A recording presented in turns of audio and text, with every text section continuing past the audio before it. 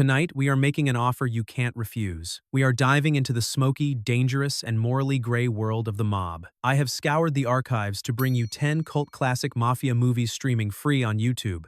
Now, when you think Mafia movies, you probably think The Godfather or Goodfellas, but the genre goes way deeper than that. We are talking about the films that built the foundation, the gritty noirs of the 40s, the syndicate exposés of the 50s, and even some wild 70s cult flicks. I've found movies featuring absolute legends like Frank Sinatra, John Garfield, and a young Yul Brynner with a full head of hair. I have verified all the uploads, and I've put the direct links to every single movie in the top pinned comment below. You don't have to hunt for them, just click and watch. So, pour yourself a drink, check the locks on the door, and let's get into the underworld.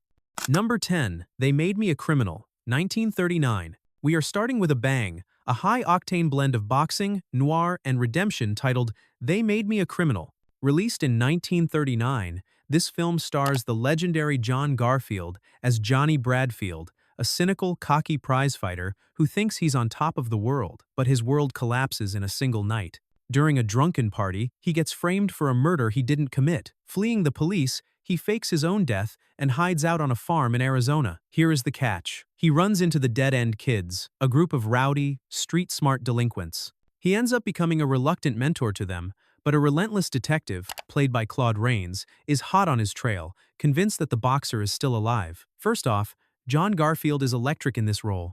Before Marlon Brando or James Dean, there was John Garfield. He invented the rebel archetype in Hollywood, acting with a raw, bruised intensity that makes you root for him even when he's being a jerk. A crazy piece of trivia here is that this movie was directed by Busby Berkeley. Yes, that Busby Berkeley, the guy famous for directing those massive kaleidoscopic musical numbers with hundreds of showgirls. Seeing him direct a gritty, dusty crime drama is fascinating, and he brings a unique visual flair to the fight scenes. It's a classic wrong man thriller mixed with a redemption story. If you like Rocky but wish it had more murder and detective work, this is for you. Number 9. Suddenly, 1954. Next up, we have one of the most tense white-knuckle thrillers ever made. It's called Suddenly, released in 1954, and it features Frank Sinatra in a role that will completely change how you see him. The setting is a sleepy little town called Suddenly, California. The President of the United States is scheduled to pass through by train. Sinatra plays John Barron, the leader of a trio of ruthless assassins who invade a house overlooking the train station. They take the family inside hostage so they can use the window as a sniper's nest, while the local sheriff, played by Sterling Hayden, tries to figure out a way to stop them. This movie is a pressure cooker. Sinatra isn't the charming old blue eyes here. He is a cold-blooded, psychopathic killer who hates authority. He wanted to shed his crooner image and prove he could act, and he absolutely nails it. He's mean, twitchy, and terrifying. The film also has a dark history that keeps it in the conversation. There is a long-standing urban legend that Lee Harvey Oswald watched this movie just days before he assassinated John F. Kennedy. Whether that is true or not, the similarities were so uncomfortable that Frank Sinatra actually asked for the film to be withdrawn from circulation after Kennedy's death. Watching it today, it feels incredibly modern. A home invasion thriller before that was really a genre. Number 8. Angel on My Shoulder, 1946. Let's get a little supernatural. What happens when a gangster makes a deal with the devil? You get Angel on My Shoulder. Paul Muni plays Eddie Cagle, a tough-as-nails gangster who gets killed by his own partner. He ends up in hell, where he meets the devil, played by the suave and sinister Claude Rains, who we just saw in our first entry. The devil sees potential in Eddie and offers him a deal.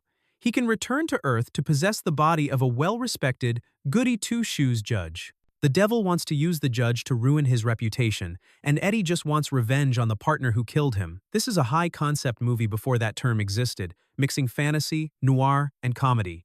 Paul Muni is famous for playing the original Scarface, 1932, so seeing him return to the gangster role but playing it for laughs and redemption is a treat. The real MVP here is Claude Rains, who plays the devil, named Nick, with such delight. He's always smiling, always polite, and absolutely evil. The chemistry between the rough, street-talking gangster and the sophisticated devil is hilarious. It's also a surprisingly touching story, as Eddie starts to realize that being a good guy might actually be better than being a mob boss. Number 7. New York Confidential, 1955. In the 1950s, the public became obsessed with the idea of the syndicate, the corporate side of the mafia. New York Confidential is one of the best exposés of that era. Broderick Crawford plays Charlie Lupo, the head of a massive crime syndicate in New York.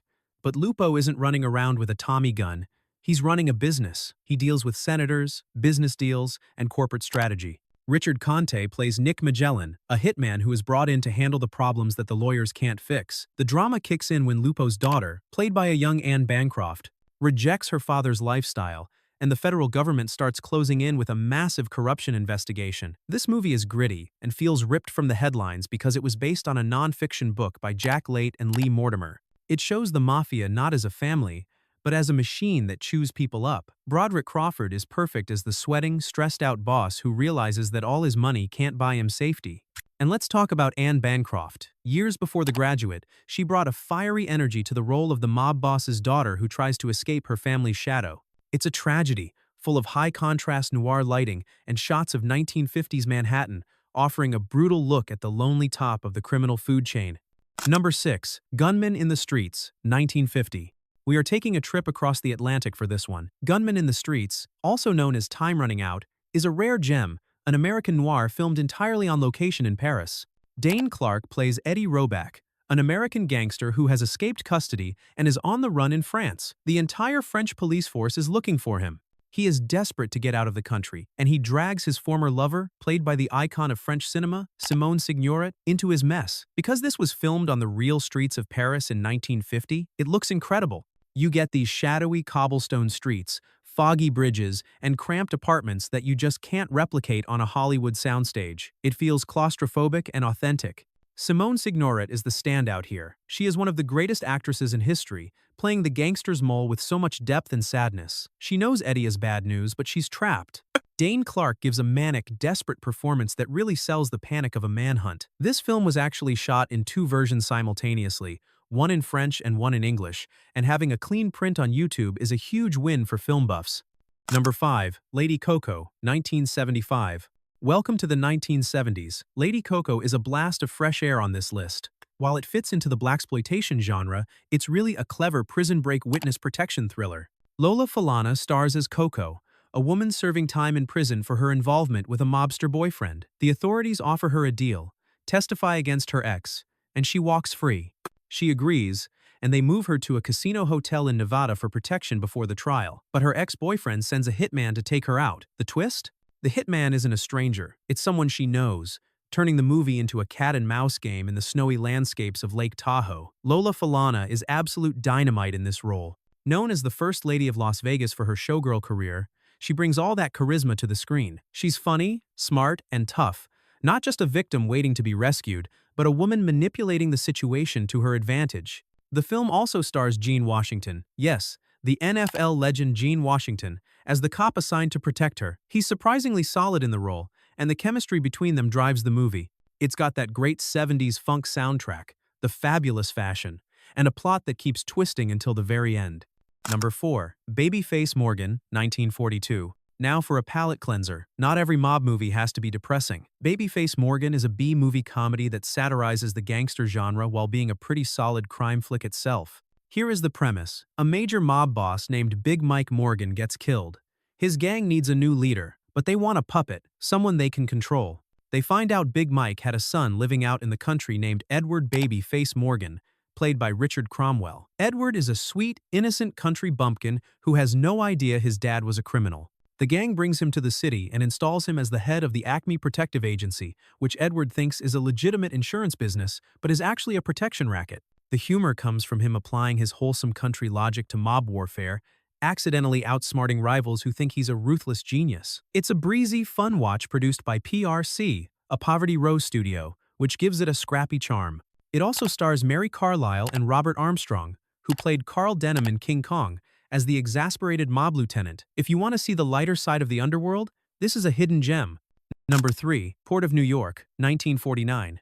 If you want to see a future superstar in his very first film role, you have to watch Port of New York. This is the film debut of Yul Brynner, and hold on to your hats, folks, he has hair. This is a procedural noir, filmed in a semi-documentary style, focusing on 2 agents, one from customs, one from narcotics, trying to crack a drug smuggling ring operating out of the New York harbor.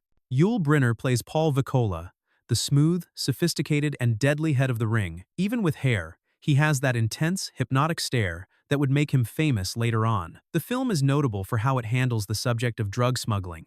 In 1949, the Hays Code was very strict about depicting narcotics, so this film was edgy for its time, showing the mechanics of the trade and the lab work. Because it was shot on location in New York, you get amazing footage of the actual harbor, Penn Station, and the streets of 1949 Manhattan. Scott Brady plays one of the agents with a tough guy swagger, but Yul Brynner steals every scene he is in. He plays the villain with a terrifying calmness that is just chilling to watch.